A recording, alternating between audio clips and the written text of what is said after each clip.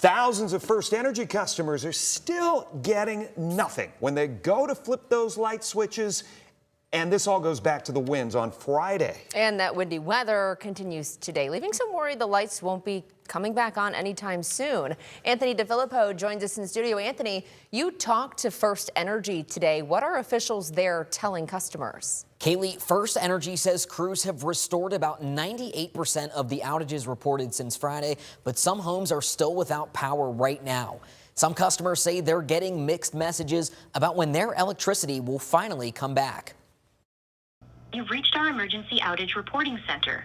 That's the message many people heard when they called FirstEnergy, as thousands of Toledoans picked up the phone and turned to social media, trying to find out when their power would come back on, saying they're beyond frustrated. The power's been out since Friday and that food in the fridge and freezer has gone bad. Had their customers, our residents, getting text messages that would say, okay, expected restoration of 11 p.m. tonight. And then they'd get a text that night saying, okay, new time, 11 p.m. tomorrow. And that happened 3 days in a row. Toledo City Council member Sam Meldon was part of that group, calling on FirstEnergy in a statement to give clear messaging. They should be more detailed in what they're communicating. It's not that complicated to give a more reasonable update.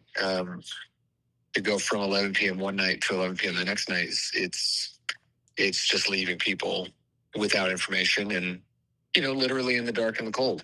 17,000 FirstEnergy clients across Ohio are still without power, according to the online FirstEnergy outage map. Brooke Conlin with FirstEnergy says 98% of outages have since been resolved and that most of the remaining houses may have more specific issues. A lot of the issues include repairs to service drops, which that means that those are wires that are attached to each individual home or business that deliver electricity from the neighborhood power line. So our crews kind of have to go individually to each of these homes or these businesses, and that obviously is the most time-consuming part of the restoration process.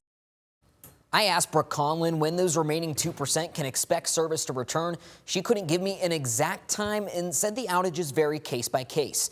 Meanwhile, as windy weather persists, she says if you have an outage, report it. Don't assume your neighbor reported it or is having the same issue you are having.